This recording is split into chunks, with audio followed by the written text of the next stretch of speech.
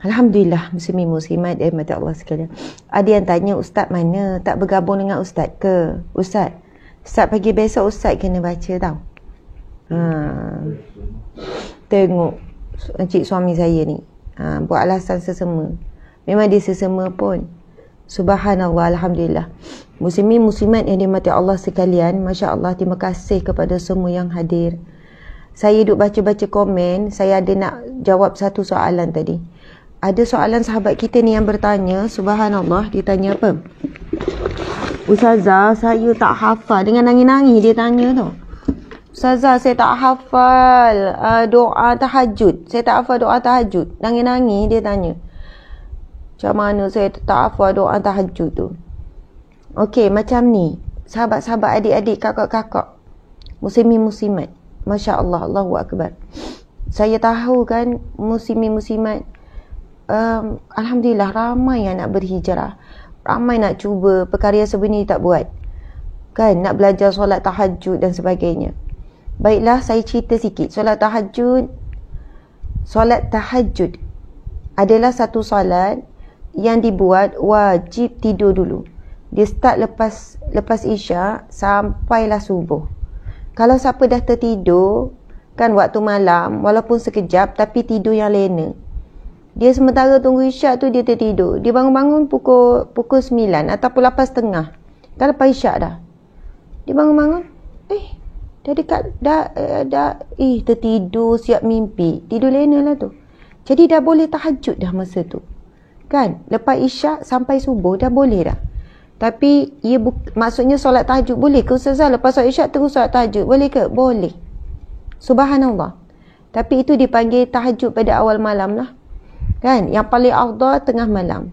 Hujung malam pun afdal. Dekat-dekat nak subuh tu. Bangunlah awal pukul 5 dan sebagainya. Subhanallah. Allah Subhanahu Wa Taala berfirman, wa minal laili, dan sebahagian malam. Wa minal laili fatahajjat bihi nafilatan laka asa an yab'asaka rabbuka maqaman mahmuda. Allah berfirman, dan pada sebahagian malam. Fatahajjat bihi, maka bangunlah untuk solat bertahajud. Asa an yab'asaka rabbuka maqaman mahmuda. Mudah-mudahan an yab'asaka, kamu akan dibangkitkan. Maqaman mahmuda, kamu akan ditinggikan, kamu akan dinaikkan kepada makam yang terpuji. Sebab itu orang yang jaga solat tahajud, dia ada kedudukan yang sangat istimewa. Maqaman mahmuda, dia berada pada makam, pada kedudukan. Bukan makam tu kubur ya. Makam ini satu kedudukan. Satu kedudukan yang terpuji. Muslimin muslimat, apabila Allah memuji seorang hamba, tidak ada manusia, tidak ada makhluk yang boleh mengeji dan menghinanya. Kalau ada pun yang mengeji menghina, orang yang menghina dan mengeji itu, muslimin muslimat, dialah yang akan terhina dan dia akan mendapat kesan yang sangat berat dan dahsyat. Muslimin muslimat dimati Allah sekalian. Dan banyak lagi firman Allah tentang kelebihan orang yang bangun bertahajud. Itu saya cerita waktu. Daripada isyak sampai subuh, itu waktu tahajud. Syarat dia tidur walaupun sekejap, tapi lena. Bukan tidur-tidur ayam, tidur-tidur itik tu ya. Bukan tidur-tidur main-main. Aku dah tertidur. Subhanallah, tidur yang lena walaupun 10 minit. Walaupun 15 minit. Dah boleh dah start tahajud. Tapi yang paling afdal pada waktu orang paling ramai tidur. Pukul berapa paling ramai tidur? Kalau solat tahajud pukul 2, pukul 3. Pukul 12 ramai lagi tak tidur. Pukul 1 ramai lagi. Mungkin pukul 2, pukul 3 tu paling ramai. Pukul 4 paling ramai yang tidur. Sebab ada yang main game lah tengah malam. Pukul 4, pukul 5 tu baru dia nak tidur. Na'udzubillah min zalik. Waktu orang semua sedang berselimut, semua orang sedang tidur lena, masa tu trafik kita dengan Allah tak sibuk. Contohlah ya, pada waktu subuh, maghrib, isyak, subuh, zuhur, asar, maghrib, isyak, kan waktu semua ibaratnya kalaulah semua orang kan masa tu solat, ramai sangat solat. Solat ni kan doa. Jadi ramai sangat yang hubungi hotline tu sibuk. Kan? Allahu Akbar. Sibuk hotline. soalannya hotline, call ataupun doa pada Allah tu sibuk. Banyak sangat yang berdoa masa tu. Sebab solat itu doa.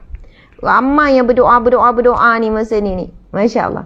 Tapi muslimin-muslimat, pada waktu malam, pada waktu tahajud tengah malam, masa tu line kosong. Trafik tak sibuk.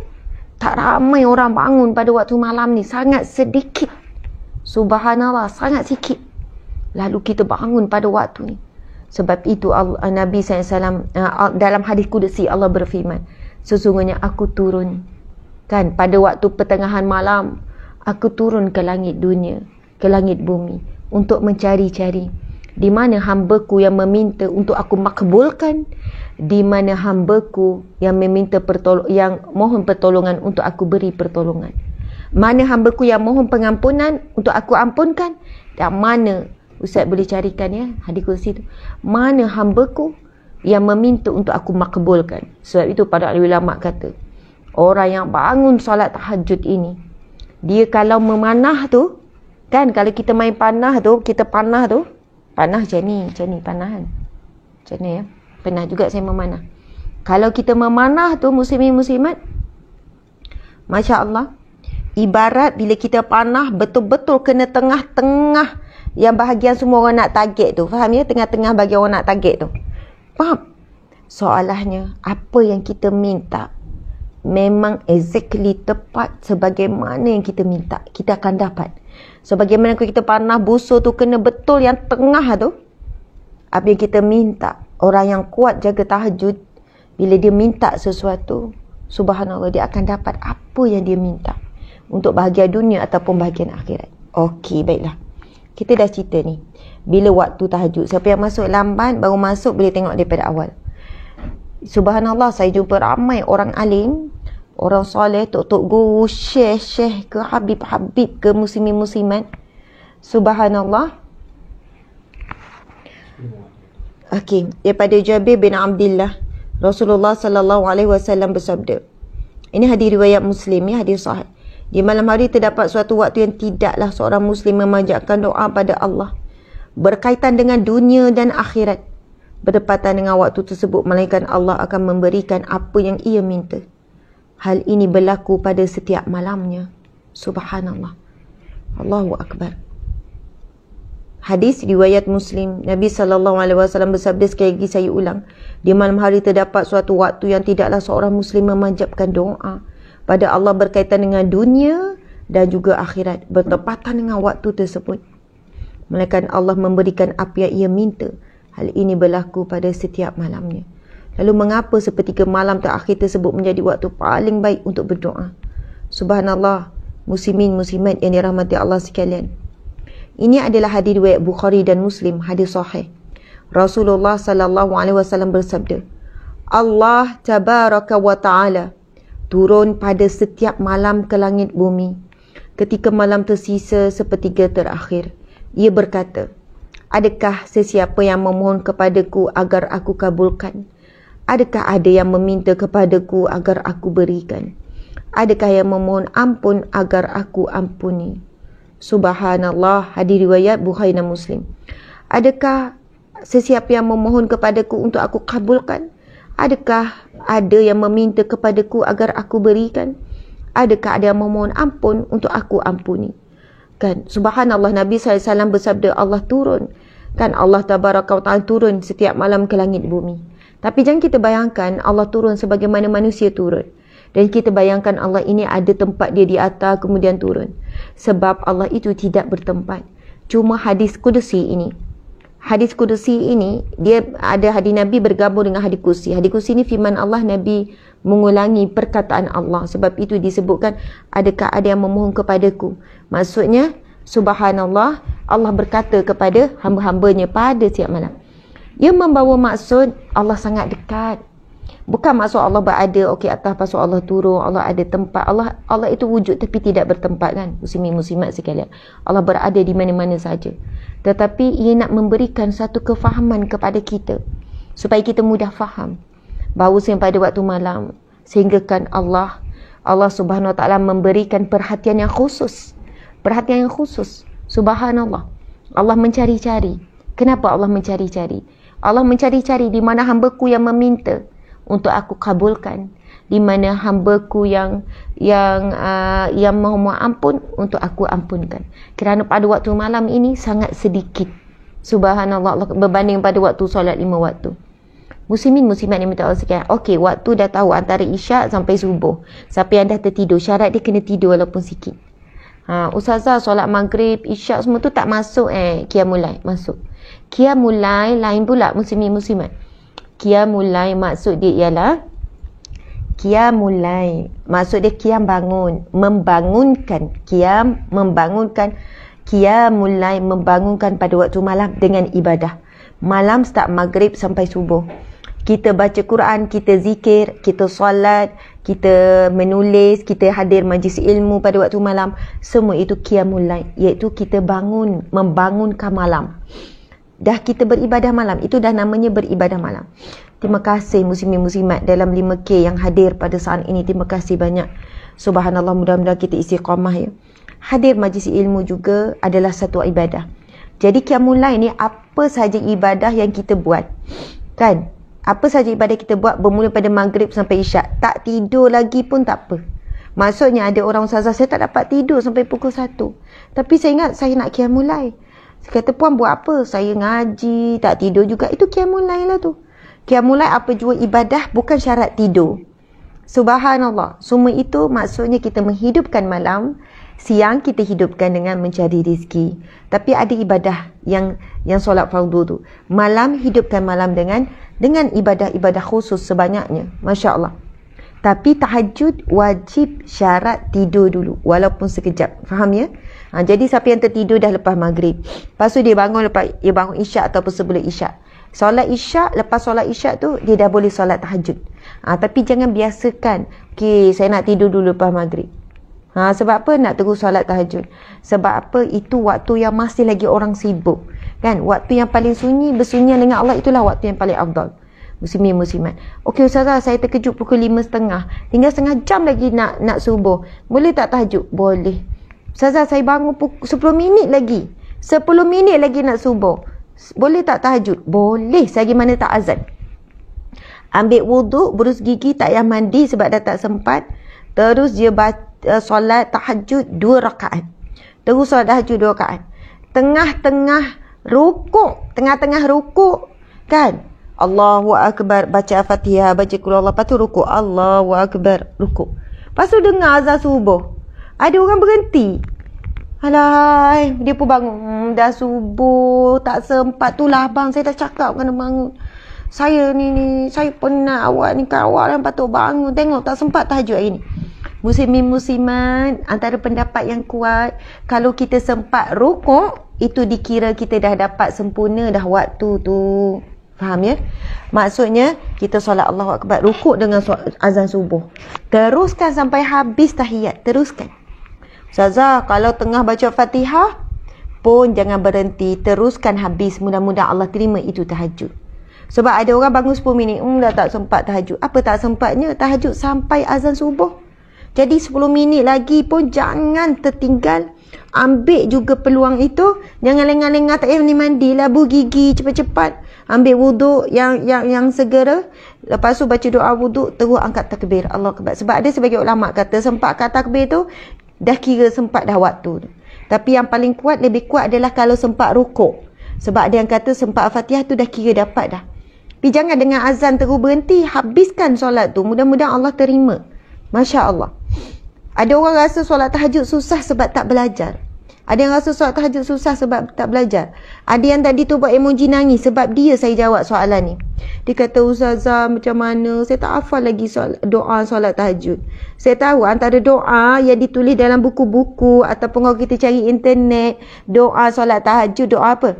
Allahumma adkhilni mudkhala sidqin wa akhrijni mukhraja sidqin waj'alni min ladunka sultanan nasira. Betul atau tidak?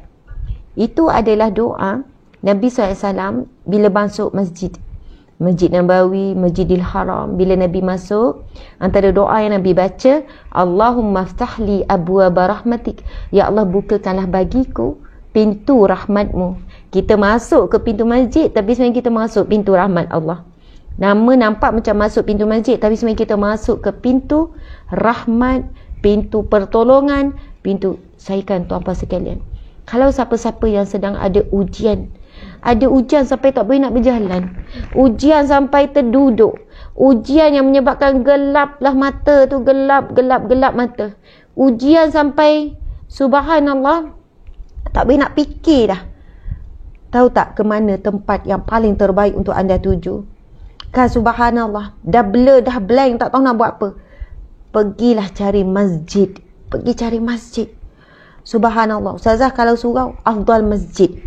Pergilah. Tekanlah minyak tu, jalanlah kaki tu pergi masjid. Tapi kalau jauh sangat masjid ada surau, pergilah ke surau. Pergi ke masjid. Muslimin muslimat sekalian, Masya Allah. Baca doa, Allahumma ftahli abwaba rahmatik. Kenapa cik? Tak jelas Ada masalah audio ke? Allahumma ftahli abwaba rahmatik. Masuk doa, ya Allah bukakanlah bagiku pintu rahmatmu. Tak ingat? Buka telefon, doa masuk masjid. Buka, duduk depan pintu masjid, nak melangkah tu. Allahumma ftahli abwaba rahmatik. Ustazah, saya tak reti bahasa Jawi, saya tak reti baca bahasa Arab. Cari doa masuk masjid Rumi, keluar ejaan Rumi, Allahumma ftahli abwaba rahmatik. Itu doa Nabi. Ya Allah bukakanlah bagiku pintu rahmatmu. Kasih sayang Allah, perhatian Allah, semua. Saya nak cerita kisah benar ni daripada seorang guru yang thiqah. Faham ya? Bahasa thiqah ni maksud dia yang boleh dipercayai. Kenapa boleh dipercayai? Kerana dari sudut ilmunya, dari sudut akhlaknya, dari sudut amanahnya dengan ilmu dan sebagainya. Dia cerita pada saya sendiri depan-depan dengan suami juga, Masya Allah. Kami tahu dia seorang guru yang siqah berdasarkan beberapa perkara lah. Dengan dia dah menuliskan buku, kitab. Kita sendiri dengar ilmu dia, Masya Allah sangat luas. Hafalan dia tentang hadis-hadis Nabi. Kan tentang macam-macam perkara lah. Lepas tu kan dia cerita, dia kata pengalaman. Dia kata saya ni ustazah tak pandai berubat. Saya ni tak pandai. Saya bukan tak pandai macam mana. Bukan fokus lah. Bukan menjadi satu keutamaan saya untuk belajar, untuk mengubati sakit-sakit. Macam sakit-sakit sihir dan sebagainya. Cuma dia kata saya nak cerita pengalaman. Tapi sebab saya dah jadi ustaz ni, ramai orang mari jumpa untuk berubat. Tapi saya tak terima. Dia kata cuma satu pengalaman saya lah, beberapa kali dia kata. Satu pengalaman saya, ketika saya berada di masjid, kan saya berada di masjid ke di surau dalam taman. Rasa surau kot sebab dalam taman, dia kata dalam taman. Ada hamba-hamba Allah ni, semuanya hamba Allah ya, yang bukan Islam di kalangan India. Datang cari sebab supaya berubah anak. Anak meracau, anak perangai pelik, sekian-sekian. Dia kata ustazah, anak yang dia kata meracau, perangai pelik tu, dia kata ustazah bila datang je sebab dia datang, dia naik, dia duduk dah di kawasan surau kan sebab nak jumpa, nak berubat ni. Subhanallah, duduklah di beranda contoh. Anak tu sehat elok. Sampai ayah ni kata, ayah yang bukan Islam India ni kata, pelik, saya memang pelik anak saya ni. Datang saja sini, sehat. Padahal dia nak tunjuk anak dia tu tak sehat. Elok, dia kata ustazah, anak elok berlari-lari. Padahal anaknya tu tak sedar, macam meracau-racau, macam kita panggil apa, dirasuk macam tu kan. Tapi elok berlari. Elok dia kata. Begitulah. Jadi ayah dia ni kan, nak suruh anak dia sehat, bawalah ke kawasan surau ni. Masya Allah. Lepas tu saya tak ada apa ustazah, saya tak sempat nak berubat apa pun sebab anak dia datang sehat. Jadi saya nak baca-baca doa untuk anak dia pun tak perlu baca sebab bila bawa sehat. Saya kata, lepas tu ustaz tak sempat lah berubat. Tak boleh lah ustazah sebab bawa anak belum baca apa dah sehat. Tapi bila bawa balik ke rumah dia sakit. Lepas tu orang bila balik hamba Allah ni, Lepas tu orang surau pun kata, Ustaz tahu tak rumah dia yang mana? Tu yang adalah tu, yang ada banyak tokong kat depan rumah. Bukan tokong, ada banyak Tuhan dia. Kata, patutlah kesian anak-anak kecil.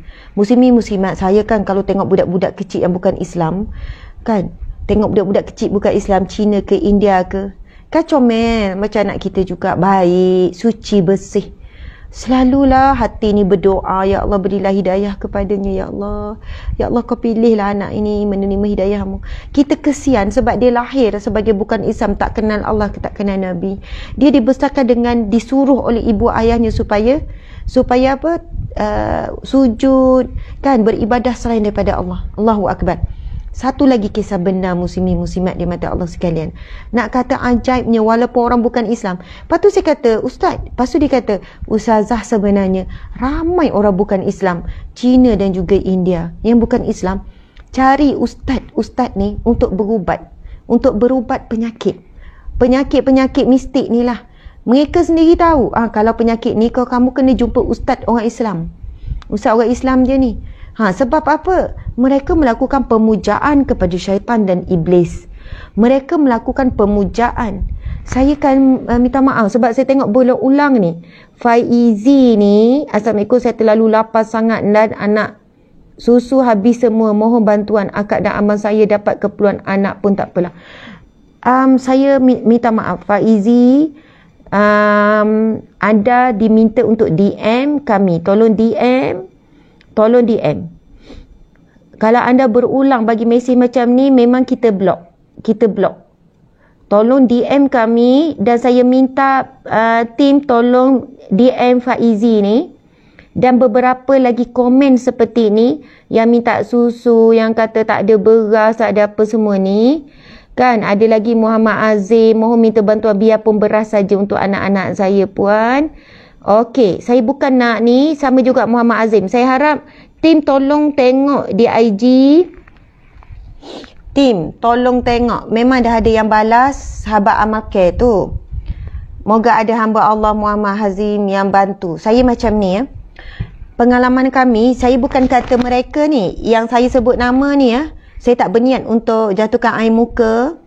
Saya tak berniat apa-apa, tapi saya nak cerita benar. Minta maaf banyak-banyak. Kita buat siasatan, banyak mesej-mesej seumpama ini scammer. Ustazah buat siasatan macam mana? Kita hubungi. Lepas tu ada nombor telefon dia. Saya kata okey, kami nak beri bantuan tapi boleh tak berikan nombor WhatsApp sebab kita perlu. Kita nak berhubung, kita nak beri bantuan. Dia pun bagi nombor WhatsApp. Lepas tu cara kami, dan memang saya yang minta tim siasatan kena buat proses ini. Kita kata, okey, boleh tak kita buat video call sekarang? Kenapa nak buat video call? Dia tanya kan. Kau nak bagi sumbangan, bagi je lah. Kita kata video call tu kami nak buat pengesahan saja. Dan insyaAllah kita akan bagi sumbangan secukupnya untuk keluarga puan, keluarga tuan. Okey, untuk apa video call? Tolong tunjukkan anak-anak yang kata kelaparan tu, kata anak-anak nak susu. Tunjukkan dalam video call. Kalau kita suruh gambar, kemungkinan je dia cari je gambar-gambar budak-budak lain kan, dalam YouTube banyak, dalam Facebook banyak, dalam Google banyak gambar-gambar. Jadi scammer ni memang mahir, muslimat. Tapi mereka ni mengutip banyak sangat duit hasil daripada belas ihsan kasihan manusia. Mungkin ada orang kata, Ustazah buat macam ni kesian kalau dia betul-betul susah. Ya, sebab itu saya suruh DM. Bukan nak menzalimi. Anda boleh hubungi dia DM, buat cara yang sama. Buat video call. Tak boleh minta ni saja. Jangan takut. Zaman sekarang nak bersedekah pun kena bijak. Zaman sekarang nak bersedekah pun kena berhati-hati. Takut kita mengkayakan scammer yang buat maksiat dengan duit kita tu. Masya Allah. Subhanallah. Okey. Lepas tu, dia buat video call. Dan tapi Alhamdulillah ramai juga yang betul. Okey, Ustazah ni anak saya. Boleh tunjukkan sikit suasana. Okey, ni suasana rumah. Ustazah tengok tak ada beras. Macam tu kan. Masya Allah. Subhanallah. Saya sendiri pernah buat. Saya sendiri kadang-kadang tu saja pergi ke tim siasatan yang dekat. Kita ada aktivis kita suruh measure. Kalau yang kita hubungi mana ya tak aman. Okey, sekejap lagi dalam mungkin petang atau tengah hari tim kami akan datang. Akan sampai bawa bantuan. Sebab kita ada aktivis seluruh Malaysia. Tapi kalau jauh, memang kita akan transfer online, transfer duit. Begitulah kaedahnya. Saya sendiri pernah, Assalamualaikum puan, ya. Puan bagi tahu ni dalam WhatsApp ni puan ada masalah ni, tengok sikit anak-anak. Masa tu saya dapat kes apa? Ni kisah benar. Saya dapat kes, saya call sendiri depan saya. Okey, ramai anak 5 orang. Saya ni kan WhatsApp ni, video call. 5 orang anak-anak. Ya Ustazah, ni ada baby yang kecil. Lepas tu saya tanya dia soalan, mana suami? Suami mana? Kan ada anak kecil-kecil. Dia pun terus nangis. Wanita ni terus nangis. Kenapa puan? Ustazah, suami saya ada. Tapi suami saya sekarang berada di penjara. Masa saya mengandung hari itu, dia terlibat dengan dadah Ustazah. Dan selepas dia lahir beberapa hari, suami saya ditangkap. Sekarang nak berada di penjara. Dia tunjuklah bukti suami dia di penjara semua ni. Ustazah, doakan saya kuat sebab anak-anak saya kecil. Anak yang kecil ni bila saya, puan habis tu puan cari rezeki dengan macam mana? Ustazah, saya pergi kemas-kemas rumah orang. Saya tak boleh kerja sepenuh masa terikat. Nak jadi tukang sapu ke apa. Sebab saya ada anak-anak kecil macam ni Ustazah. Siapa nak jaga anak-anak saya? Saya pun tak ada duit nak bayar. Jadi saya akan pergi kemas-kemas. Kadang saya bawa anak saya yang kecil ni untuk saya kemas-kemas. Ini orang Melayu Islam kita ya. Lepas tu kadang saya tinggal rumah mak, tapi anak kan nak nyusu. Saya tak ada duit kalau nak beli susu tepung. Jadi saya nyusu anak saya. Lepas tu, yang besar-besar sikit ni, yang umur 4 tahun, kan 7 tahun, yang kecil-kecil ni, kakak dia lah, anak saya ni lah jaga. Puan percaya ke anak tu jaga yang umur 3 tahun, 4 tahun? Ustazah, itulah. Saya serah pada Allah, dia orang boleh jaga. Saya tinggal sekejap, kemah orang 2 jam, gosok baju, apa saya kerja orang bagi. Berapa tahun suami kat penjara, dia disebut, saya tak ingat. Kalau macam tu, tuan-puan sekian bayangkan ya, Masya Allah. Lepas tu saya kata, apa keperluan puan? Demi Allah, ini kisah benar. Saya sendiri bercakap, saya tanya puan, apa yang puan perlu? Ustazah, kalau saya perlu sangat, dia pun tunjuk bil-bil. Sebenarnya ni rumah sewa, dah lama tak dapat bayar. Kan sejak suami masuk penjara. Kedua, bil air, ada sekian tertunggak. Bukan banyak sangat pun, RM80 saya ingat. Maksudnya dia guna air jimat-jimat sangat. Lepas tu Ustazah, apa lagi? Ni, bil api. Lepas tu tuan-puan sekalian, masa tu juga kita kata, okey, saya minta semua tim, masa tu tim ada, tolong selesaikan semua bil air puan ni, bil api puan ni, dan juga ambil nombor telefon tuan rumah, account number, kita bayar semua sewa. Saya kata puan menangis-nangis, terima kasih, Alhamdulillah rezeki anak-anak, subhanallah. Kan, tuan-puan ni mati Allah sekalian. Bahkan bila kita buat siasatan, kita bukan kedekut duit sumbangan orang ramai. Mungkin ada orang kata, Ustazah ni ada NGO. Ya, cari sahabat amal care. Hari-hari kita buat bantuan. Saya kata apa? Siapa yang kita buat siasatan, bukan kita nak cari salah, kekurangan dan sebagainya. Bukan isu Ustazah ni suuzon buat siasatan macam tu sekali. Ini bukan dalam suuzon husnuzon. Ini adalah ikhtiar ataupun berhati-hati. Dan wajib kita berhati-hati bila menguruskan duit orang ramai, supaya kita amanah beri kepada orang yang sepatutnya. Sebab itu tim untuk buat siasatan ini ramai. Tuan-puan sekalian, selalu saya sebut, selalu saya cakap terima kasih yang selalu bagi star. Sebab saya kata apa, star di FB ini dapat duit. Saya rasa syukur. Sebab apa? Daripada duit tu kita bayar gaji pekerja. Tuan-puan sekalian, tim kami sekarang dah 100 lebih staff. Bantu buat kerja amal, kerja dakwah, buat kerja siasatan, pergi ke rumah. Subhanallah, yang mana dekat pergi ke rumah, yang mana jauh melalui siasatan ni. Memang makan masa, tapi puas hatinya apa? Bila kita boleh tolong lebih. Sebab tu saya kata buat siasatan jangan takut. Bahkan kita buat siasatan yang mohon bantuan kita, China, India pun kita buat siasatan ke rumah. Dan bila kita pergi ziarah rumah mereka, kita dapati subhanallah, mereka perlu apa? Rumah bocor, ada orang tua yang sakit, yang dah berkudis duduk atas lantai, tilam nipis, hitam, kotor. Kita kata kenapa tak cakap ada orang sakit sampai macam ni terlantar. Kan dah sejuk atas simen sebab tilam nipis dah berkarat. Kita buat apa tuan-puan sekalian? Ini baru saja. Setiap minggu mesti tim kita buat kerja-kerja macam ni. Kita bersihkan rumah, kita belikan tikar getah ganti, kita beli tilam. Siapa yang tak percaya, pergi kat page saya. Kita ada share sebenarnya.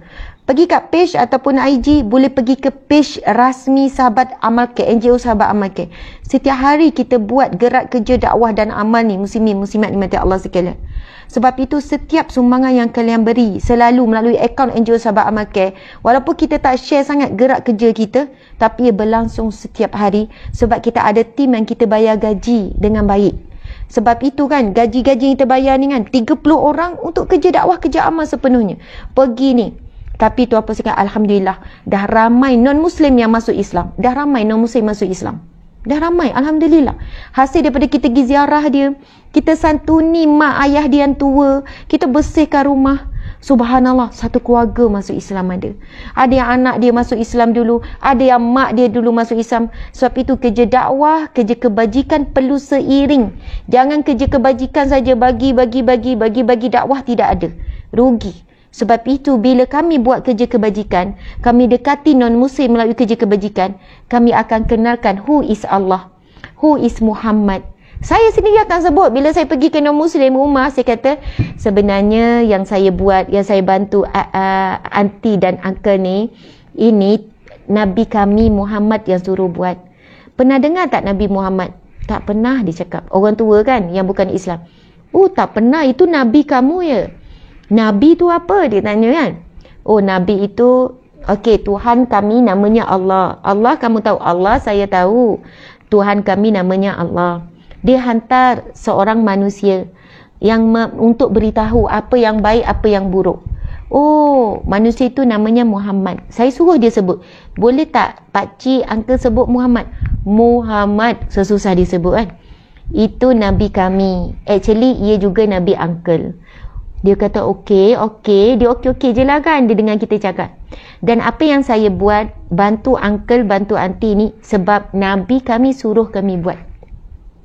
Sebab itu Nabi kami sangat baik. Sebab Nabi kami suruh bantu orang susah, tak kira apa pun agama. Dan itulah cantiknya Islam, suruh bantu. Dan cantiknya Islam tu sebab Nabi kami sangat baik. Dia suruh bantu semua orang, tak kira Islam atau tidak. Sebab itu kami tolong uncle, tolong aunty. Oh Nabi kamu banyak baik. Oh, Nabi kamu sudah lama mati. Sudah 1400 tahun yang lepas sudah mati uncle, aunty. Tapi sebab pesanan dia itu, kami orang Islam sampaikan walaupun sudah lama mati. Apa yang Nabi kami pesan, semua orang Islam tulis dalam buku. Buku itu sentiasa sampai kepadalah kami walaupun sudah lama. Banyak bagus Nabi kamu, banyak bagus. Saya harap satu hari aunty dan uncle juga akan kenal Nabi kami lebih lagi. Dan aunty dan uncle akan sayang Nabi kami juga. Saya sayang sama Nabi. Tapi ada juga yang dah kenal, yang datang ke gerobok dah kenal. Dia kata, ya, I love Muhammad. Saya tahu orang Islam sayang Muhammad. Saya pun sayang Muhammad sebab Muhammad itu baik, bagus. Muhammad suruh kamu buat kerja-kerja yang baik-baik, bagus ni. Ya, betul. Kita kata, Masya Allah, tuan-puan sekalian. Kenalkan mereka kepada Nabi Muhammad saja. Cerita yang baik-baik tak mereka jatuh cinta. Subhanallah, asbab mereka dapat hidayah. Ramai asbab. Kenalkan cerita Nabi ya. Subhanallah, bukan kita kata saya orang baik nak ma, sebab itu saya datang tolong, saya orang baik. Tak, kita cerita Nabi yang baik. Sebab apa? Dengan cerita pasal Nabi, di rumah orang bukan Islam yang tak pernah disebut nama Nabi Muhammad, tak pernah disebut nama Allah, tak datang pintu rahmat Allah turun. Allahu Akbar, mudah-mudahan muslimin muslimat yang minta Allah sekalian, Masya Allah. Minta maaf, sebenarnya cerita kita ni dah bersambung-sambung. Kan bersambung-sambung dah. Tadi saya cerita apa, orang bukan Islam datang ke masjid, datang ke surau pun muslimin muslimat. Anak-anak yang sakit jadi sihat, jadi sembuh. Ini kisah benar. Pengalaman daripada perawat-perawat, pengalaman daripada ustaz-ustaz. Ustaz ni bukan perawat, tapi ustaz yang siqah, yang boleh dipercayai. Dia cerita ustazah orang-orang yang bukan Islam datang cari saya untuk ni kan. Jumpa saya, kata kalau nak jumpa kat masjid, jumpa kat surau kan. Dia orang datang. Walaupun dia orang tak masuk ke dalam, kena rasuk kan. Masuk je kawasan masjid, terus boleh berlari sihat. Sebab apa muslimin muslimat? Masjid, surau, tempat turunnya para malaikat Allah Subhanahu wa taala. tempat berhimpunnya para malaikat Allah di bumi, di tempat-tempat sujud, di tempat-tempat solat, musalla, tempat solat, sajadah, sujud, masjid, tempat sujud. Subhanallah, tempat berkumpulnya para malaikat Allah Subhanahu wa taala. Sebab tu saya sebut tadi sebenarnya muslimin muslimat, siapa yang ada ujian yang berat ke ringan, yang buntu ni, terduduk tak tahu ni, bankrupt ke, masalah dengan suami, masalah dengan anak, masalah dengan isteri, masalah stres macam mana, pergilah menuju ke masjid, ke rumah Allah. Nabi SAW bersabda, siapa yang melangkah menuju ke rumah Allah akan digugurkan dosa, akan dinaikkan darjat, akan dicatat setiap langkahnya pahala sedekah. Nak kata menuju ke rumah Allah tu pun, kita tak tahu dah apa yang berlaku dalam proses kita menuju rumah Allah tu. Sebab itu siapa yang kan ada masalah duduk pun dah rasa tenang. Tengok masjid, duduk sekejap tenang. Sebab apa muslimin muslimat sekalian? Di situ rumah Allah, tempat malaikat berkumpul. Masya Allah. Mudah-mudahan dengan itu muslimin muslimat dimati Allah sekalian, Allah beri jalan keluar, Allah beri rahmat, Allah beri ketenangan jiwa, keteguhan, Allah beri ilham yang benar, dan Allah temukan kita dengan orang-orang yang baik. Biasanya orang yang duduk di masjid, orang-orang yang baik. Muslimin muslimat dimati Allah sekalian, tak payah fikir, tak payah harap apa, duduk saja pun dah tenang. Sebab itu orang bukan Islam pergi masjid, pergi surau pun yang ada masalah pun ni. Masya Allah, Allahu Akbar. Muslimin muslimat yang dirahmati Allah sekalian, tadi tu siapa yang baru, sebab saya tengok view kan makin naik, ada lebih kurang dalam berapa orang ni ya. Tadi 6 sampai 5.6, ada 6,678, adalah 8K. Yang 8K ni sebenarnya baru masuk ujung-ujung. Jadi kena tengok daripada awal perkongsian apa ustazah ni kan, cerita-cerita berkait-kait ni, perkongsian apa, kena tengok daripada awal.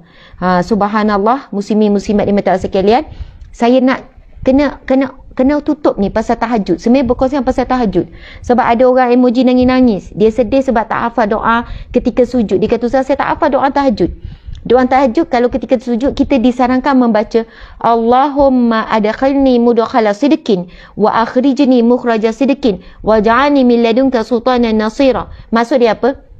Allahumma adkhilni mudkhala sidqin, ya Allah masukkanlah aku melalui pintu masuk yang baik, yang benar, wa akhrijni mukhraja sidqin, dan keluarkanlah aku daripada jalan keluar yang benar, waj'alni min ladunka sultanan nasira, dan berikanlah kepadaku ataupun kurniakanlah kepadaku min ladunka, daripada sisimu, sultanan nasira, sebaik-baik penolong, ketua penolong, sultan nasira, sebaik-baik penolong. Macam itulah.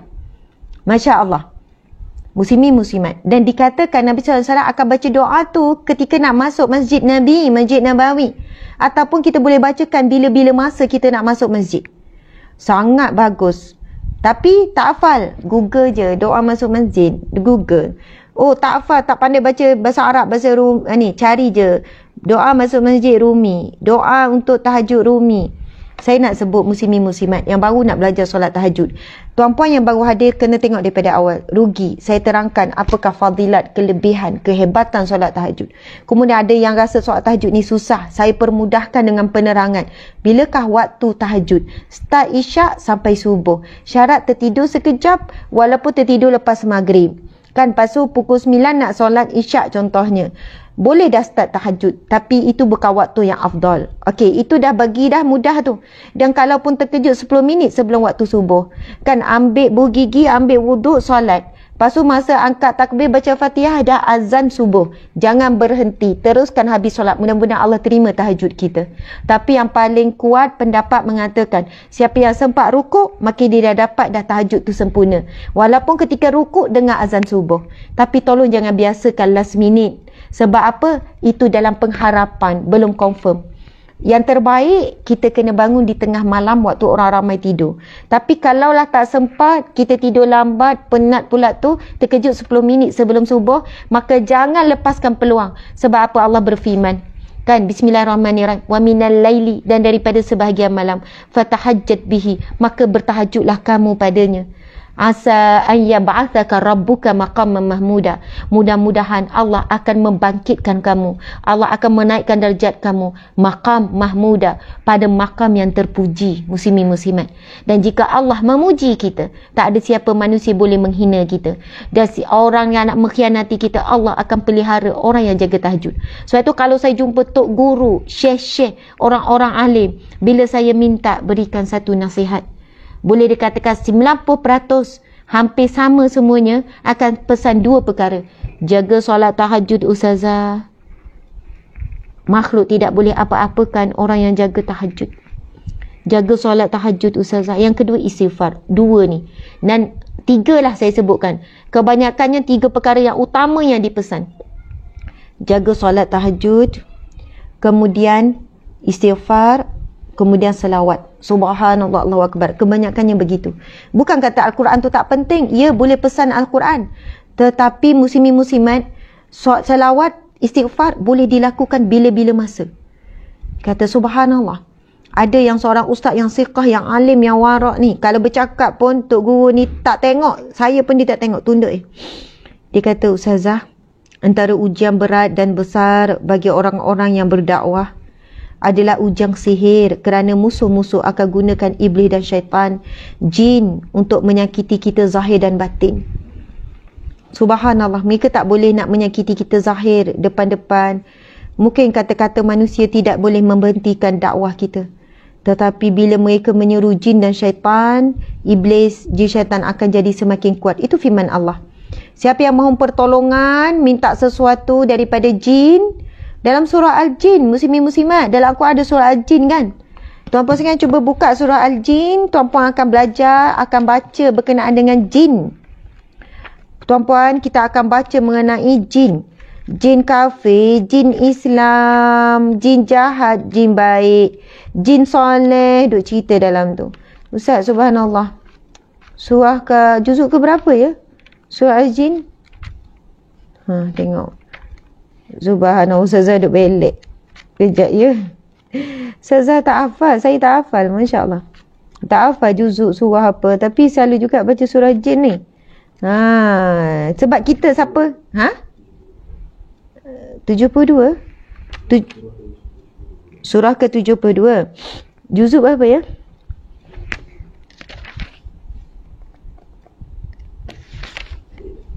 Bukan 72. Saya dah jumpa ni. Surah yang ke-72. Okey, juzuk.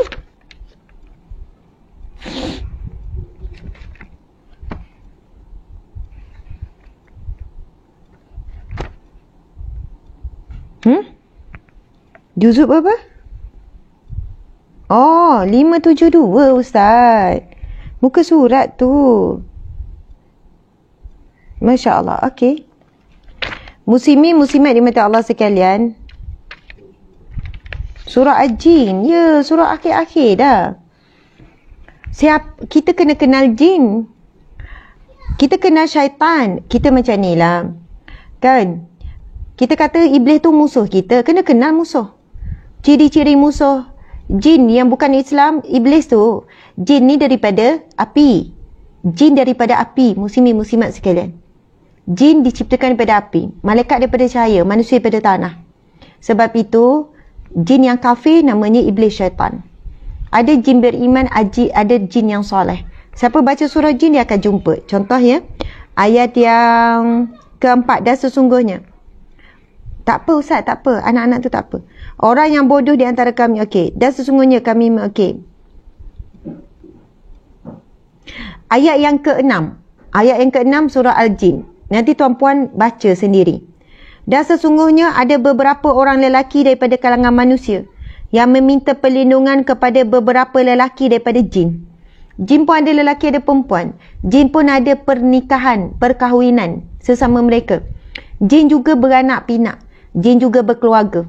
Bahkan alam jin juga dikatakan alam yang lebih canggih daripada manusia. Mereka juga ada sistem. Bahkan, subhanallah, wallahu alam ya, betul atau tidak, tapi saya rasa betul lah. Contoh ya, ada orang yang sakit gangguan. Ada kawan saya, sakit teruk kat Malaysia, gangguan teruk. Lalu, pergi buah bak sana, buah bak sini. Dia ada anak-anak kecil kawan saya, sebaya. Kan? Tak kenal anak, tak kenal suami, kena teruk, ujian sihir, pemisah macam tu lah. Memang selalu pada orangnya baik ni dan sebagainya.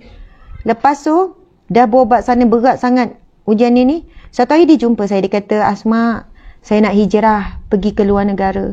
Kenapa? Saya tak boleh dah terus sakit macam ni. Kesian dekat suami, kesian ke anak-anak. Saya tak kenal anak-anak. Anak-anak saya tak uruskan langsung apa semua. Saya nak cuba sebab apa? Ada yang kata pergi hijrah, pergi keluar. Lepas tu muslim-muslimat dia pergi berapa tahun. Saya tak ingatlah dia pergi Morocco ke mana. Sambil menuntut ilmu lah sekeluarga. Sehat, elok, sehat. Ada sebahagian pengamal-pengamal buara kata, perubatan kata jin juga, dia ada wilayah dia. Subhanallah. Sebab itu ada orang yang sakit di Malaysia, pergi Mekah, pergi Madinah, sehat, elok, tak sakit. Kan elok. Sebab apa? Masya Allah, dia pun ada pasport dia. Macam manusia kita kan, nak pergi ke luar negara, kena ada pasport kan. Tak ada pasport, tak ada visa, tak lepas kan. Ada border, ada wilayah. Jadi mereka ni pun bukan boleh ikut follow pergi mana-mana. Kalau ada jin ataupun ada ni yang telah diupah, yang telah disihir, yang telah dipuja untuk mengganggu hamba Allah ni, Masya Allah. Tapi jika hamba Allah ni melepasi border dan dia pun ada wilayah ni, dia tak boleh follow, dia pun disekat. Dia tak boleh nak pergi. Macam itulah lebih kurang ya. Cuba kita tengok ni firman Allah Subhanahu Wa Taala. Tapi mungkinlah apa yang kita faham taklah sebagaimana yang betul. Tapi begitulah situasinya. Mereka tak boleh follow dalam setiap keadaan, setiap waktu. Sebab itu contohnya kan, masuk ke masjid sihat. Sebab dia tak boleh follow sampai masuk masjid, di situ mungkin para malaikat sekat ke dan sebagainya. Itu yang cerita tadi tu.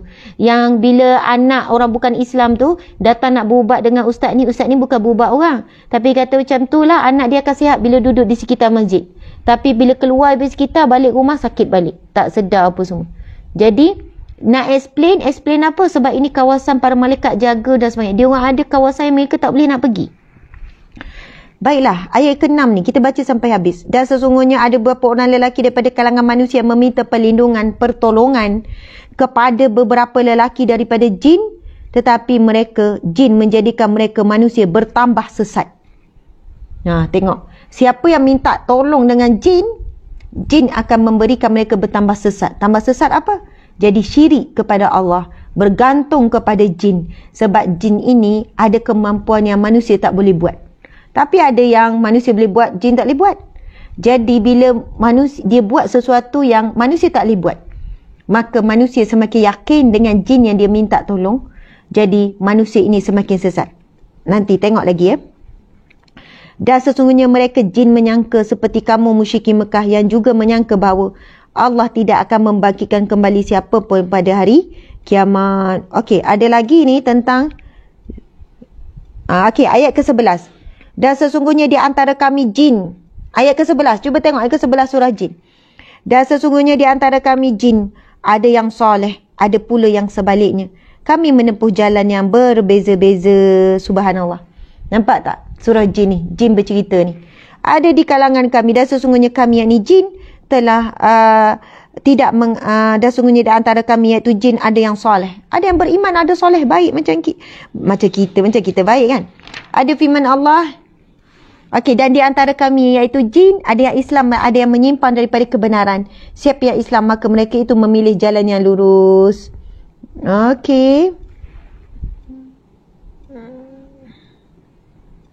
Dengan cara itu kami hendak menguji mereka, menguji manusia. Dan barang siapa yang berpaling daripada peringatan Tuhannya, jin dia pun diuji, maka nescaya akan dimasukkan ke dalam azab neraka yang sangat berat.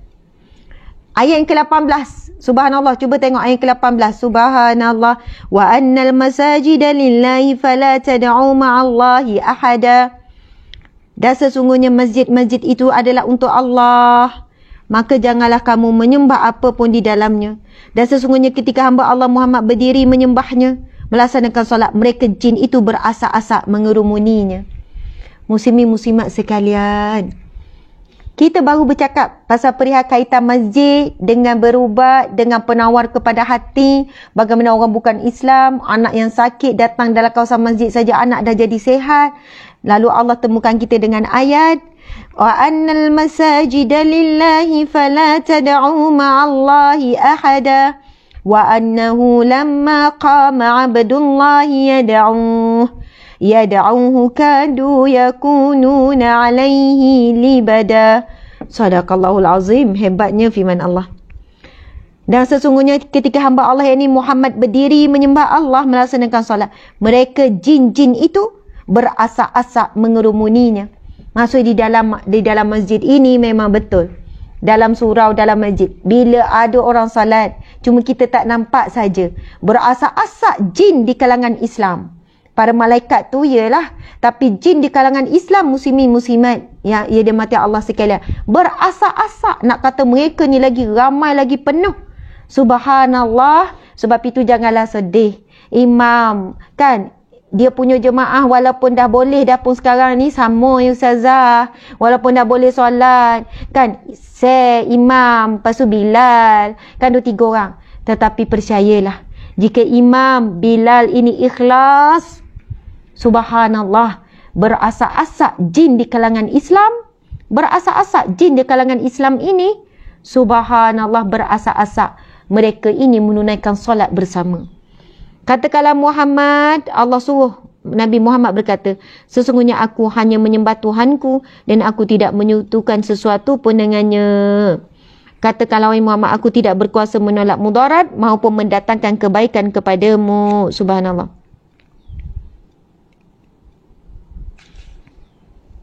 Okey. Ada ayat yang mana, dan sesiapa yang meminta pertolongan dengan jin, kan ada orang yang meminta pertolongan dengan jin akan bertambah jahat. Akan bertambah jahat. Bertambah kuat dan bertambah jahat.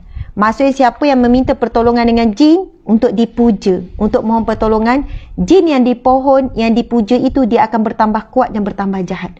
Jadi muslimin muslimat di mata Allah sekalian, haram meminta pertolongan dengan jin.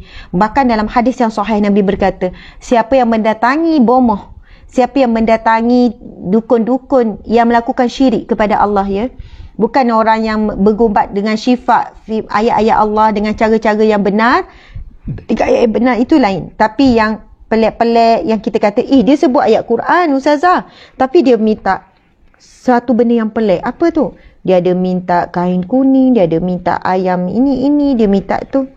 Saya kata sebenarnya kalau ikut rawatan syifa, rawatan ayat Quran apa, tidak ada alat-alat seperti itu. Siapa yang mendatangi, Nabi SAW bersabda hadis sahih, siapa yang mendatangi dukun, mendatangi ahli sihir, kan, orang-orang yang memuja jin dan syaitan ni, walaupun dia mendatangi untuk bertanya sahaja sekalipun, tidak diterima solatnya selama 40 hari 40 malam. Hadis sahih. Tidak diterima solatnya 40 hari 40 malam. Na'udzubillah, mati dalam keadaan begitu, mati dalam keadaan Allah tidak terima dan dilaknat oleh Allah Subhanahu Wa Taala. Dan orang yang mendapat servis daripada dukun-dukun yang bukan Islam, ya ada juga yang jumpa tokcan bukan Islam dan sebagainya, maka ia dikatakan sedang kufur, terbatal imannya sebab dia sedang melakukan perkara yang syirik. Okey, minta maaf tuan-tuan sekalian, masa dah lebih. Cuma saya nak bagi tahu, siapa yang nak belajar solat tahajud, mudah sahaja angkat takbir niat solat tahajud 2 rakaat. Tak sebut 2 rakaat pun solat tahajud, memang 2 rakaat.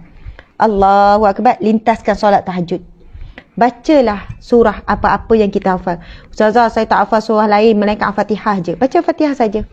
Qul huwallahu ahad tak hafal, bacalah Qul huwallahu. Ustazah, kan tahajud ada surah dia yang dicadangkan, itu cadangan saja. Kalau waktu pendek, Ustazah tinggal 5 minit lagi nak subuh, saya solat tahajud, saya baca Fatihah saja, boleh? Boleh. Allahu akbar, Al-Fatihah, lepas tu rukuk. Lepas tu sujud akhir, Ustazah saya tak hafal doa tahajud, tak ada masalah. Bacalah doa apa? Ustazah, saya tak baca doa, saya tak hafal doa apa-apa. Hafal tak doa antara 2 sujud? Hafal Rabbighfirli warhamni wajburni warfa'ni warzuqni wahdini wa'afini wa'fu'ani. Boleh Ustazah baca doa tu? Boleh. Itu doa. Dan doa antara 2 sujud tu boleh baca juga di luar solat. Doa antara 2 sujud tu tuan-puan sekalian, doa yang sangat indah. Rabbighfirli, ya Allah, ampunilah aku. Rabbighfirli warhamni, rahmatilah aku. Wajburni, tutuplah aibku. Wajburni, warfa'ni, tinggikanlah darjatku. Warzuqni, berikanlah rezeki kepadaku. Wa'afini, afiatkanlah aku. Wa'fu'ani, ampunilah aku. Rabbighfirli warhamni wa'firli, dan ampunilah aku. Muslimin muslimat sekalian, doa antara dua sujud tu sangatlah sempurna. Apa yang kita perlu dalam hidup semua ada dalam doa antara dua sujud. Semua ada. Kita perlu apa? Rezeki, warzuqni. Kita perlu apa? Allah ampuni, wa'afili. Ya Allah, kita perlu Allah afiatkan kita. Wa'afini, afiatkan aku, sihatkan aku. Wa'afini, wa'afu anni, maafkanlah aku ya Allah. Kita perlu apa lagi dalam hidup kita? Tutup aib, wajburni, tutup aibku ya Allah. Tinggikan darjat di kalangan manusia di sisi Allah. Warfa'ni, tinggikan darjatku. Sebab itu doa antara dua sujud, kalau kita memahami, kita akan baca ketika solat dengan penuh penghayatan. Rabbighfirli warhamni, rahmatilah aku. Rabbighfirli warhamni wajburni warfa'ni warzuqni wahdini wa'afini. Berilah wahdini, kita perlu petunjuk daripada Allah. Nak buat keputusan ni, apa petunjuk? Kan? Nak buat apa ni? Nak buat tindakan ni. Kan? Nak ambil tak pekerja ni? Nak buat tindakan ni? Tapi yang paling utama, petunjuk ke jalan yang benar kita perlukan. Kita minta antara dua sujud. Wahdini, berikan hidayah kepadaku. Berikan aku petunjuk. Subhanallah, keputusan ni. Semua yang kita perlu dalam hidup kita, semua ada dalam doa baca antara dua sujud. Ustazah, saya tak hafal doa apa. Saya hafal doa makan je. Doa makan bunyi macam mana? Allahumma barik lana fima razaqtana waqina azaban nar. Boleh ke Ustazah nak baca doa makan ni waktu sujud ni? Boleh. Doa yang daripada hadis Nabi, doa daripada firman Allah, dan doa dalam bahasa Arab boleh dibaca ketika sujud. Ustazah, boleh ke? Kan doa tu nak makan. Cuba tengok maksud dia apa? Allahumma, ya Allah, barik lana, berkatilah bagi kami. Barik lana fima razaqtana, apa saja engkau rizkikan kepada kami. Rizki, kita mohon semua rizki Allah, Allah berkat. Bukan rizki makan je. Rizki dapat suami, nak suami yang berkat. Rizki anak, nak anak yang berkat. Rizki apa lagi? Rizki rumah, nak rumah yang berkat. Rizki Allah bagi kita kereta, nak kereta tu berkat. Semua rizki kita nak Allah berkat. Allahumma barik lana fima razaqtana, ya Allah berkatilah. Allahumma barik lana, ya Allah berkatilah bagi kami fima razaqtana, apa saja engkau rizkikan.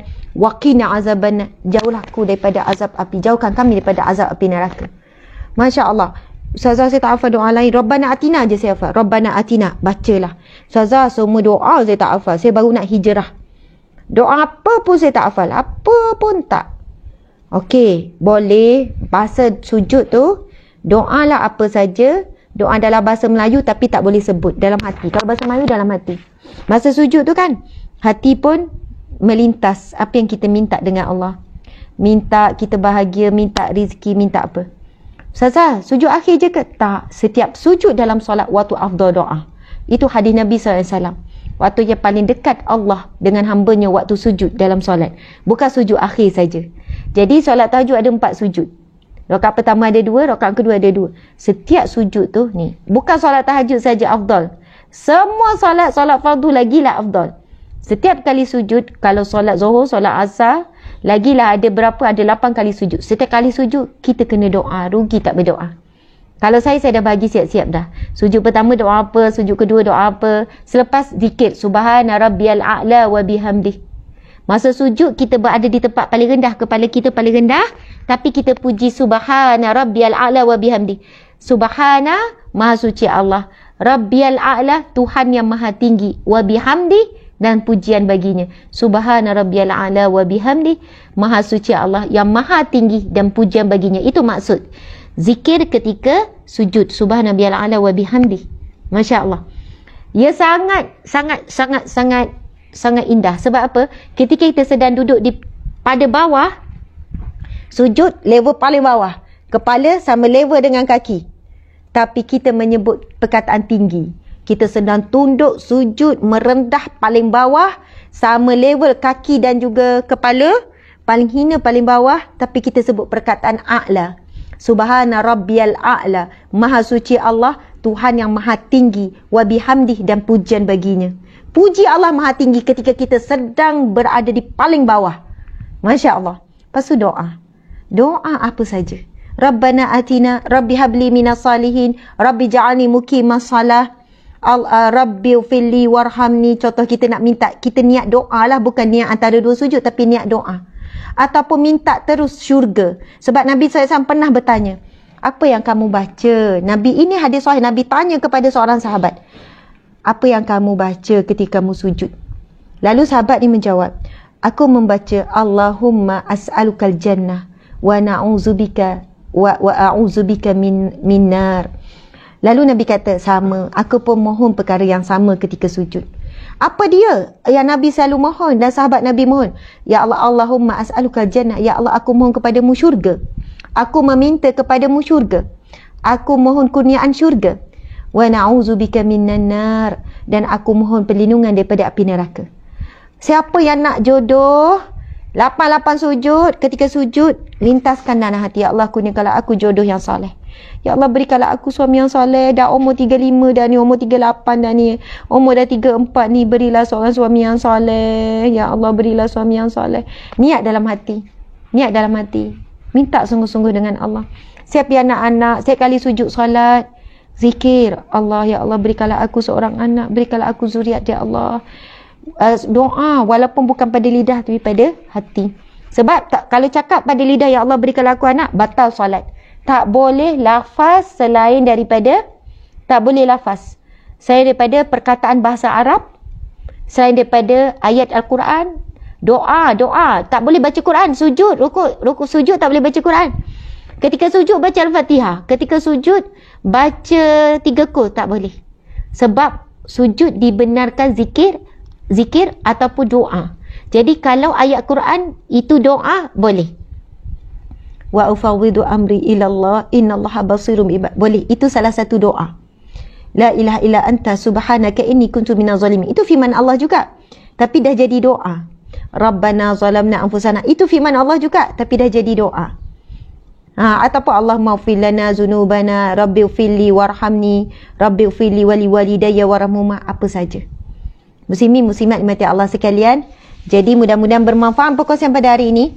Siapa yang solat tahajud, jangan risau, mudah sangat. Ada orang tadi menangis awal-awal berkat dia tanya soalan. Panjang Ustazah ini tak buka buku kitab Riyadhus Shalihin, sebab soalan dia jadi kembang ilmu kita berkongsi hari ini. Tengok daripada awal siapa yang baru hadir, sebab anda kena tengok pada awal kita cerita tentang kehebatan, kemuliaan, fadilat tahajud. Kemudian saya pergi kepada bagaimana nak penunaikan waktu tahajud supaya lebih mudah untuk difahami. Kemudian bagaimana mendirikan solat tahajud yang mudah, semua orang boleh buat walaupun belajar hari ini saja. Tak perlu nak belajar detail lagi dah. Gitu je niat, 2 rakaat. Tak ingat doa tahajud tak ada masalah. Kalau nak hafal silakan. Ia bukan daripada hadis yang sahih Nabi menetapkan doa ini. Tetapi doa itu sebab doa daripada Nabi. Lalu ulama pun meletakkan, bacalah doa ni ketika sujud. Allahumma adakhilni mudakhala sidikin. Allahumma adakhilni mudakhala sidikin. Ya Allah, masukkanlah aku melalui pintu-pintu masuk yang benar. Wa akhrijni mukhraja sidikin. Dan jika aku dikeluarkan kan daripada masalah, biarlah keluar dengan jalan yang benar. Waj'alni min ladunka sultanan nasira, dan berikanlah kepadaku, jadikanlah untukku daripada sisimu sebaik-baik penolong. Kita nak yang menolong kita adalah malaikat, yang menolong kita adalah orang-orang yang baik, dan bukan syaitan, bukan jin yang kafir yang menjadi penolong kita. Bukan hawa nafsu yang menolong kita, tetapi iman, tetapi akal fikiran kita. Amin ya rabbal alamin. Subhanallah, terima kasih banyak. Saya tengok ramai yang istiqamah. Saya tahu ramai yang bekerja, yang kena left, yang dah masuk kelas, kan? Saya faham. Tetapi Alhamdulillah sampai akhir 5.8 dan 1.7. Jadi berapa tu? 6 campur 2 jadi 6 campur 2 dan 7K dan 6.5K. Terima kasih banyak. Mudah-mudahan kita dikumpulkan kembali oleh Allah Subhanahu Wa Taala di syurga Allah yang sebenar di akhirat kelak. Amin ya rabbal alamin. Saya mohon maaf salah dan silap. Terima kasih kepada semua. Sayang semua kerana Allah, kerana Rasulullah SAW. Dan alhamdulillah, terima kasih. Hari ini sahabat-sahabat bagi star 24,000 nak masuk 25,000. Nak masuk 25,000 yang bagi star. Star itu dia bernilai, satu star bernilai 5 sen dolar. Convert ke Malaysia 20 sen. Jadi saya tahu ada yang bagi 500 star, ada 200 star, 500 ni. Anda sebenarnya sedang, siapa yang bagi star, tak bagi star pun tak ada masalah. Anda yang hadir, sebenarnya anda sedang bersama dalam perjuangan ni, dalam perjuangan dakwah dan kebajikan. Subhanallah, doa kehadiran anda dah naik 5.9 pula kan. Masya Allah, nak habis dah ni. Kehadiran anda dalam bentuk apa jua, doa, sokongan, hadir saja dah membantu sangat. Mudah-mudahan ada air tangan kita untuk Islam. Apa saja yang kita berikan di jalan ini, sebenarnya kita sedang satu jemaah, kita satu kapal. Walaupun mungkin saya tak kenal tuan-tuan sekalian, tuan-tuan kenal saya kan. Masya Allah. Jumpa saya tengah-tengah jalan, tegur, jangan segan. Subhanallah, jangan segan. Macam saya Ustazah, macam tu kan, tegur. Saya tak sombong. Saya kalau boleh nak raikan semua orang. Cuma kadang sempat tak sempat saja. Ada waktu jalan laju, tak tengok kiri kanan tu kan. Itu nak cepat lah tu ya. Subhanallah, saya sumberkan Allah kan Rasulullah SAW. Wabillahi taufiq wal hidayah. Assalamualaikum warahmatullahi wabarakatuh. Kita tangguhkan majlis ilmu kita dengan tasbih kafarah dan surah Wal-As. Bismillahirrahmanirrahim. Subhanakallahumma wa bihamdika asyhadu an la ilaha illa anta astaghfiruka wa atubu ilaih. Bismillahirrahmanirrahim. Wal-'asr innal insana lafi khusr illa allazina amanu wa 'amilus solihati wa tawasaw bil haqqi wa tawasaw bis sabr. Subhanallah. Terima kasih. Memang nak nangis kalau saya baca ayat-ayat macam ni. Puan Nur Azlina Sweety dia cakap sama ni saya ikuti Ustazah, segalanya berubah.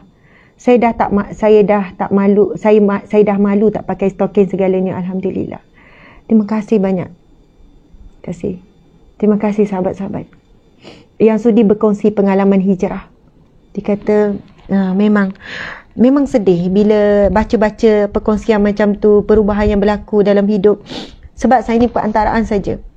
Sebab itu guru saya sebut, ada satu kalam ulama kan, dia sebut, dia kata Ustazah diberikan lancar bercakap. Bukan semua orang dapat bercakap lancar dalam keadaan yang laju, bercakap bukan semua orang Allah bagi. Lepas tu pemilihan perkataan yang tepat, kata-kata yang boleh menyentuh hati, dia kata. Ustazah antaranya, lepas tu dia sebutkan, sebenarnya berapa orang dah sebut saya macam ni. Dia kata Ustazah kena ingat, sebagaimana seorang ulama yang sangat saya tak ingat nama ulama ni, orang yang alim, bukan ulama sini, Syekh Ramadan Al-Buti ya. Syekh Ramadan Al-Buti, kalau tak silap ya, cik suami kata, disebutkan begini, Allah berikan kepadamu kelancaran untuk berkata-kata, ilham, sebab bila bercakap ni otak bergerak ni kan, ilham dan sebagainya, kerana adanya orang yang ikhlas untuk mendengar ilmu.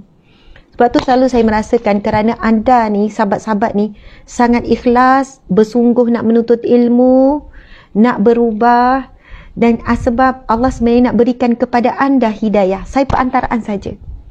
Sebab itu Allah berikan daripada lidah saya kelancaran. Saya tak ada ilmu tak apa sekian, tapi Allah yang beri. Saya subhanallah, sungguh saya malu kalau jumpa ustaz-ustaz, sebab saya tahu saya tak ada ilmu. Saya bukan orang yang alim. Cuma Allah beri saya kelebihan mampu berkata-kata dengan baik. Bukanlah baik sangat, tapi agak baiklah. Jadi bukan sebab saya. Sebenarnya Allah nak berikan kepada anda. Saya perantaraan. Keluarlah perkataan ni. Subhanallah.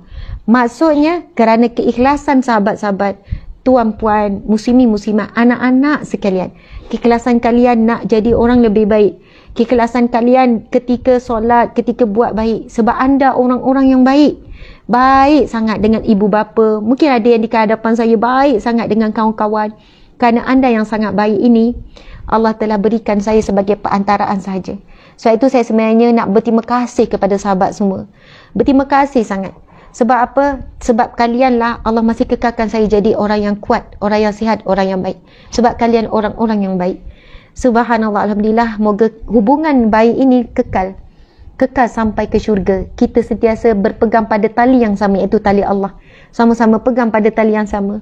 Sehingga akhirnya tali ini tidak akan terputus sampai saat akhir kita mengucap kalimah syahadah saat mati. Sehingga saat dibangkitkan kita berada pada tali yang sama. Sampai kita sama-sama masuk syurga. Sampai kita berjumpa dengan Rasulullah sallallahu alaihi wasallam. Amin ya rabbal alamin. Sekian. Sekali lagi kita tangguhkan kuliah kita dengan tasbih kafarah dan surah Wal-As. Bismillahirrahmanirrahim. Subhanakallahumma wa bihamdika asyhadu an la ilaha illa anta astaghfiruka wa atubu ilaik. Bismillahirrahmanirrahim. Wal-'asr innal insana lafi khusr illa allazina amanu wa 'amilus solihat wa tawassaw bil haqqi wa tawassaw bis sabr. Sadaqallahul azim. Assalamualaikum warahmatullahi wabarakatuh. Kejap sikit lagi nak 30 start. Ada 29 989 2. Subhanallah, siapa? Ya Ustazah, masa saya mula-mula keluar berjalan selepas mu'alaf, faham tudung tak pandai sangat nak buat. Sampai mall rambut saya terkeluar, berlari terus saya ke tandas sampai keluar air mata. Masya Allah, Hidayatul Khadijah. Ini mu'alaf. Masa saya mula-mula keluar berjalan lepas mu'alaf, faham tudung tak pandai sangat nak buat. Sampai mau rambut saya terkeluar, saya terus berlari ke tandas sampai keluar air mata. Hebatnya Allah bagi hidayah. Nama dia pun Hidayatullah Khadijah. Subhanallah, ini ada seorang wanita berkongsi ni bagaimana pengalaman dia mula masuk Islam. Tak pandai sangat masa tu nak pakai tudung. Tapi sampai mall berjalan-jalan, rambut saya terkeluar. Saya terus berlari ke tandas. Berlari-lari ke tandas sampai keluar air mata. Sampai menangis-nangis. Pergi ke tandas menangis-nangis. Nak betulkan. Masya Allah. Nur Suhana kata, Ustazah dengan live Ustazah banyak beri ketenangan dalam rumah tangga dan ketenangan diri. Cerita Ustazah, melalui Ustazah Allah ketuk pintu hati kami sekeluarga ke arah lebih baik. Terima kasih. Kami satu keluarga Ustazah, kami satu keluarga. Jadi lebih baik. Saya tahu, subhanallah. Bukan saya tahu, saya faham. Ada seorang lelaki ni, dia jumpa saya depan-depan, nangis-nangis. Seorang lelaki hamba Allah. Umur dekat 50, nangis-nangis. Subhanallah. Dia kerja jaga. Datang galeri, dia menangis. Dia kata, Ustazah, saya nak ucap terima kasih banyak-banyak. Saya kerja jaga, isi saya pun jaga juga. Pakai baju uniform elok. Ustazah tahu kerja jaga ni Ustazah, sebab kita ni malam-malam duk tengok phone. Dia kata malam tengok phone je. Saya tengok benda yang tak elok, benda yang kotor. Saya duk tengok benda yang kotor, benda yang tak elok. Sebab tengok benda tu je tak ngantuk. Dia tak sebut, tapi saya boleh faham. Sebab dia kata saya malu, nak ngaku saya malu. Tapi saya tengok benda kotor, benda jijik. Itulah duk layan malam-malam sementara nunggu nak habis shift ni. Tuan-puan sekalian. Contoh, saya cakap umumnya cerita. Lepas tu dia kata, Ustazah, satu hari Allah izinkan melintas ceramah Ustazah. Melintas ceramah Ustazah. Ini bukan saya nak cerita saya bagus, saya nak kata syukur. Saya asbab sahaja, tuan-puan sekalian. Dan dia ada ceritalah apa yang membuatkan hati dia terketuk. Dan akhirnya dia berhenti terus tengok benda tu. Dan dia kata, Ustazah, seronok. Bila saya dapat shift malam, saya habiskan selawat beribu-ribu. Saya habiskan dengan zikir beribu-ribu. Saya habiskan la ilaha illallah beribu-ribu. Ya Allah, kalau dulu saya penuhkan dengan maksiat, tapi ni lepas tu dia pun tunjuk isi dia pakai. Ya tu Ustazah, dulu isi saya tak macam ni. Saya suruh isi saya seksi. Bukan seksi, suruh isi ni macam pakai macam ni, macam orang sekarang pakai ketat-ketat. Tapi isi dia datang dengan pakai tudung bulat. Dia beli tudung saya kan, beli tudung labu. Isi kata, ya akak dah suka pakai macam ni Ustazah. Dia kata, Ustazah, perubahan yang betul-betul drastik. Dia kata, daripada 360 darjah, berubah terus. Dia kata, berubah terus. Subhanallah. Tu saya kata, Tuan, sebenarnya Tuan orang baik. Mesti ada kebaikan yang ada pada diri Tuan. Tuan mungkin suka tolong orang. Mungkin Tuan ada orang suami yang baik. Tuan memang orang baik. Allah nak bagi hidayah pada Tuan. Saya ni perantaraan saja. Bukan sebab saya baik, encik berubah, tak. Saya pun tak baik sangat. Saya dalam proses struggle nak jadi orang baik. Tapi sebab Tuan orang baik, Allah bagi petunjuk, Allah bagi hidayah, Allah bagi Tuan boleh berubah. Dia kata, Ustazah, hidup sekarang tenang. Tenang, happy. Memang muka dia ceria, gembira, happy. Muka wajah bersaya. Dia kata, Alhamdulillah, saya hari-hari sepanjang saya kerja, sebab jadi ni kan, jaga kan Ustazah. Kita tengok kita ni, kita buat apa, jadi saya boleh habiskan beribu-ribu selawat, beribu-ribu istighfar, habiskan ni. Hidup saya tenang, rezeki murah, melimpah ruah. Macam-macam lah yang dia cerita perubahan yang berlaku secara zahir Allah tunjuk di dunia. Di akhirat, wallahualam, lebih lagi kan. Jadi muslimin muslimat, terima kasih semua. Sayang semua kan Allah kenal. Sekali lagi, Assalamualaikum warahmatullahi wabarakatuh.